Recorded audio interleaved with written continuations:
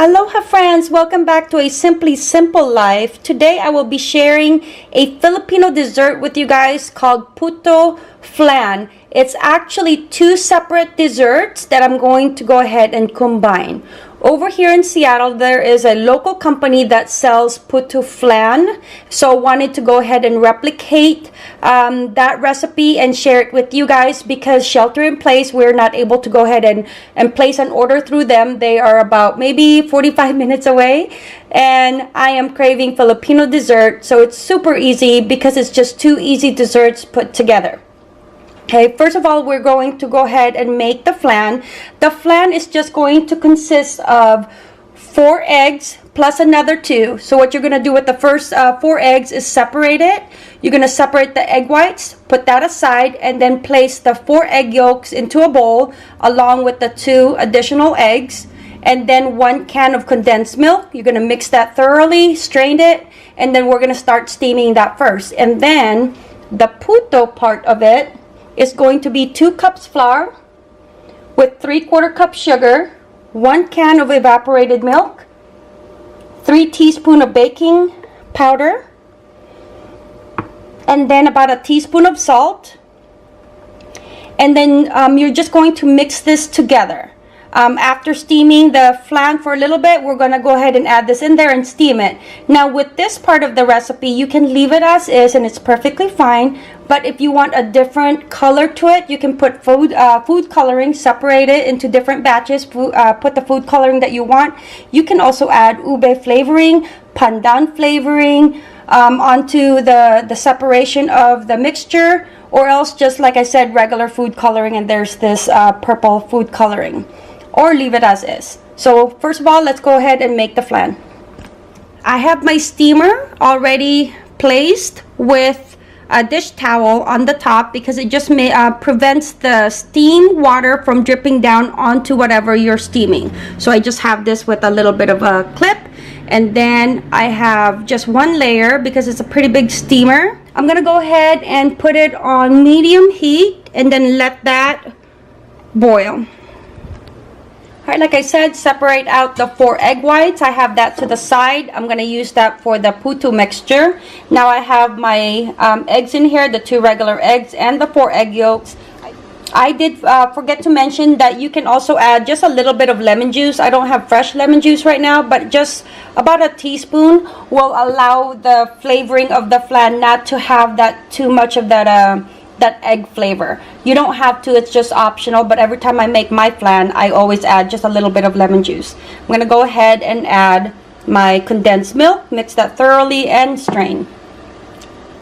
Straining the egg yolks will get rid of these lumps of egg yolks onto the mixture, and then you're going to have smooth consistency. Now you can just leave it here, and because it has a pouring spout, and pour it onto your mold. I've already buttered my mold, but I'm gonna go ahead and use, I have these. I'm gonna go ahead and put it in here so it's easier to place onto the molds. I went ahead and buttered them and made sure that it's very well covered because of the ridges of the design of the mold. And then having it onto this container just makes it so much easier to pour.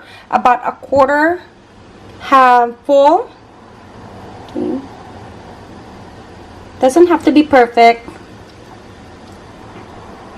And then I do have 2 sizes. I have like the medium size and these baby ones. I bought these molds from Martha Stewart collection when she used to have her like store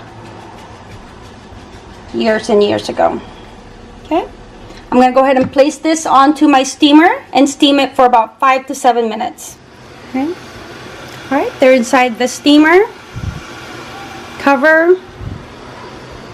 I'm going to check on them 5 to 7 minutes because there are little ones in there. I'm going to take that out in 5 minutes and then leave the bigger ones for another 2 minutes.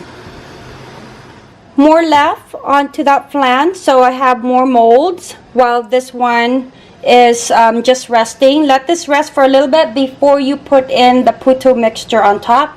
I did add a little bit of food coloring in here, the yellow coloring, just so that it has a bit more of a yellow color onto that flan. because some people like to have that yellow coloring. You can always opt out, which I prefer, but I wanted to show you guys both version.